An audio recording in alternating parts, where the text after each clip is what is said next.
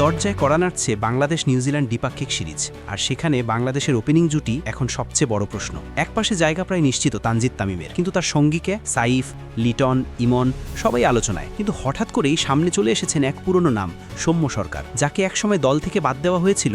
তিনিই এখন সবচেয়ে শক্তিশালী দাবিদার। পারফরম্যান্স, অভিজ্ঞতা আর আগ্রাসী ব্যাটিং সব দিক থেকেই এগিয়ে সৌম্য। তাহলে কি আবারও জাতীয় দলে ফিরতে যাচ্ছেন এই বাহাতি ওপেনার? আর ফিরেই কি তানজিদের সঙ্গে গড়বেন নতুন বিধ্বংসী জুটি? চলুন জেনে নেই বিস্তারিত। বাংলাদেশ ক্রিকেটে ওপেনিং পজিশন সবসময় গুরুত্বপূর্ণ, বিশেষ করে আধুনিক ওয়ানডে ও টি-20 ক্রিকেটে ভালো শুরু মানেই ম্যাচের অর্ধেক জিতে ফেলা। আর এই জায়গাতেই এখন সবচেয়ে বড় প্রশ্ন, তানজিদ হাসান তামিমের সঙ্গী কে হবেন? সাম্প্রতিক সময়ে এই পজিশনের জন্য আলোচনায় ছিলেন সাইফ হাসান, লিটন দাস ও পারভেজ হোসেন ইমন।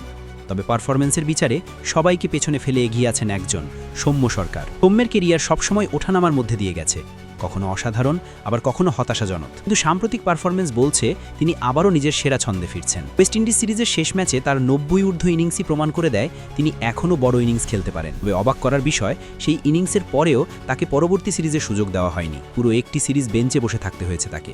কিন্তু সৌম্য কখনো মুখে প্রতিবাদ করেননি, বরং ব্যাট দিয়েই উত্তর দেওয়ার জন্য অপেক্ষা করেছেন। আর এখন সেই সুযোগটাই আসছে নিউজিল্যান্ড সিরিজে। অন্যদিকে সাইফ হাসানের পারফরম্যান্স খুব একটা আশাজনক নয়। পাকিস্তানের বিপক্ষে 3 ম্যাচে তার মোট রান মাত্র 16।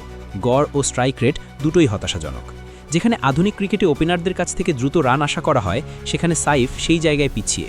এখানেই এগিয়ে সৌম্য সরকার। তিনি একজন ন্যাচারাল স্ট্রোক মেকার, শুরু থেকেই আক্রমণাত্মক খেলতে পছন্দ করেন।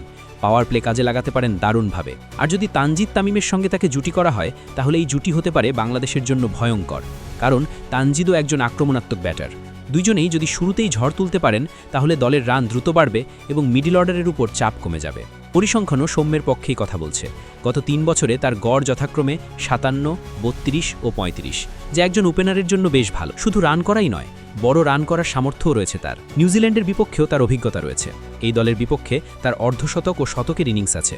ফলে কিউইদের বিপক্ষে খেলতে নামলে আত্মবিশ্বাসও থাকবে বেশি। সব মিলিয়ে সৌম্য সরকার এখন শুধুই একজন বিকল্প নন, বরং তিনি হতে পারেন তানজিদের জন্য সেরা সঙ্গী। এখন দেখার বিষয়, বাংলাদেশ ক্রিকেট বোর্ড কি এই সুযোগটা কাজে লাগাতে পারে? কারণ যদি এই জুটি ঠিকভাবে গড়ে ওঠে, তাহলে ভবিষ্যতে বাংলাদেশের ওপেনিং জুটি হতে পারে আরও শক্তিশালী, আরও ভয়ঙ্কর।